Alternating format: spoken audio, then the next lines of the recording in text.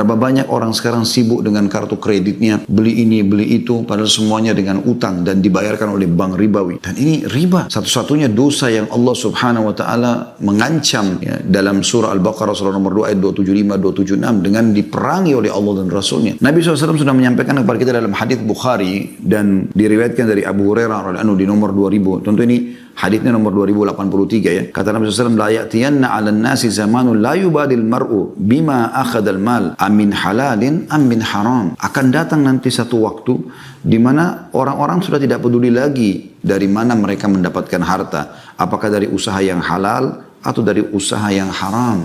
Bagi mereka nggak penting itu. Tidak mereka fikir akan ada efek-efek daripada masalah pendapatan haram ini. Nanti akan kita bahas insya Allah lebih jauh tentang apa sih efeknya gitu. Di dalam sebuah statement yang disampaikan oleh Ibnu Taimiyah rahimahullah, beliau berkata, wal qalilu minal halali yubarak fihi wal haramu al kathir yadhhab wa yamhaquhu Allah Ta'ala. Ini diambil dari Majmu' Fatwa beliau, Majmu' Fatawa di jilid 28 halaman 646. Beliau mengatakan sedikit dari yang halal itu lebih banyak membawa berkah di dalamnya, sedangkan yang haram yang jumlahnya banyak hanya cepat hilang dan Allah akan menghancurkannya. Jadi misalnya dana korupsi misalnya, ya, mungkin dia berkhayal dengan sekian miliar di rekening dia, ya, pendapatan dia, atau misalnya teman-temannya di kantor sedang bagi-bagi ada sebuah proyek apa yang dianggap itu bisa menghemat dana dan ternyata bukan milik mereka, lalu dibagi-bagi, yang penting dapat duit gitu kan. Dia tidak berpikir, dia cuma lihat jumlahnya, toh bisa cukup untuk beli kendaraan, bisa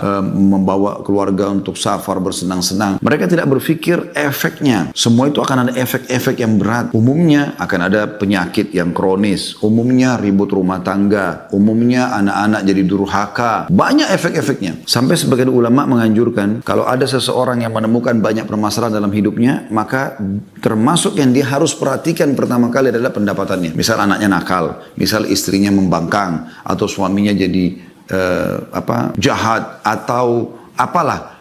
Maka salah satu yang jadikan bahan pertimbangan itu, termasuk penyakit kronis, bangkrutnya usaha, apalah rusaknya citra dan segala macam. Nabi SAW menyebutkan tentang masalah ini, bahkan mendoakan kecelakaan bagi orang yang selalu saja dia berpikir untuk pendapatan haram, tanpa berpikir ini apa efeknya gitu. Dalam sebuah hadis Bukhari di nomor 2886 dari Abu Hurairah, bahwasanya baginda Nabi SAW bersabda, Ta'isa abdud dinari wad dirhami wal qatifati wal khamisa in u'tiya radhi wa in lam yu'ta lam yarda. Celakalah wahai budak-budak dinar, dirham. Qatifa artinya pakaian yang memiliki bludru, maksudnya baju-baju yang bagus gitu bermerek. Khamisa pakaian yang berwarna hitam dan ada bintik-bintik merah. Ini termasuk pakaian-pakaian yang mahal, orang kadang-kadang memperebutkan dan merasa berbangga-bangga sombong dengannya. Jika ia diberi maka ia ridho, dan jika tidak diberi maka ia tidak ridho. Jadi ciri orang yang suka pendapatan haram itu, mereka tidak kenal lagi yang namanya ikhlas dalam bekerja. Bagi mereka, bayar, saya kerja. Ya, bahkan subhanallah kadang-kadang mereka melanggar akad mereka. Seseorang teman-teman kalau sudah punya akad kerja dengan satu instansi, berarti dia membawa nama instansi tersebut. Dan kesepakatan gaji atau payroll yang ada setiap bulan itu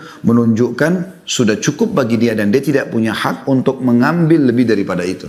Contoh misal, pegawai kantor ditugaskan oleh kantornya untuk membeli AC, untuk membeli TV, untuk membeli kendaraan misalnya. Nah ini dia harus apa adanya karena dia membawa bendera, dia membawa uang perusahaan tersebut dan dia terdaftar sebagai pegawainya. Maka apa adanya, dia harus jujur. Misal harga AC 5 juta, dia bayar 5 juta, dia bawa notanya apa adanya. Kalau ada diskon dia pun membahasakan ke kantor ada diskon. Ada hadiahnya bonus, dia harus membahasakan ada bonusnya. Bukan dia mengambilnya. Berapa banyak orang subhanallah mengambil yang bukan haknya. Anda bukan sedang membawa uang Anda pribadi, tapi Anda sedang membawa uang orang. Ya, berarti bonus semua itu milik dia. Apakah itu payung, pulpen, baju kaos, diskon, produk-produk lain misalnya yang berhubungan dengan itu. Misalnya AC, ada tambahan selang, ada tambahan pipa, ada tambahan apa.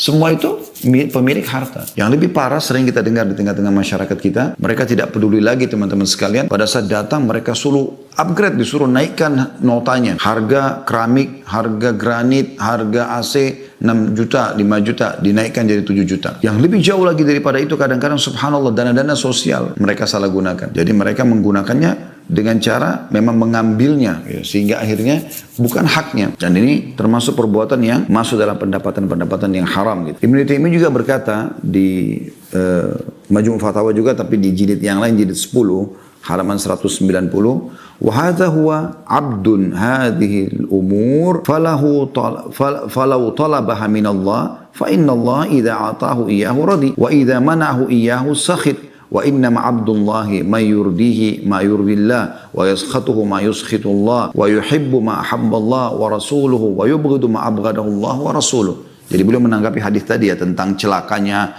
hamba dinar, hamba dirham gitu kan, hamba pakaian mewah yang dia tidak mau peduli dari sumber halal atau haram gitu. Inilah yang namanya budak atau budak harta-harta. Jika ia memintanya dari Allah dan Allah memberinya, ia pun ridha. Namun ketika Allah tidak memberinya, ia pun murka. Kemudian beliau mengatakan, Abdullah atau seorang hamba Allah adalah orang yang selalu ridha terhadap apa yang Allah ridhahi dan ia murka terhadap apa yang Allah murkahi. Cinta terhadap apa yang Allah dan Rasulnya cintai, serta benci apa yang Allah dan Rasulnya benci. Ali bin Abi Thalib berkata, teman-teman sekalian, dalam sebuah statement yang menarik, barang siapa yang berdagang namun belum memahami ilmu agama, maka dia pasti akan terjerumus dalam riba. Kemudian dia akan terjerumus ke dalamnya dan terus menerus terjerumus.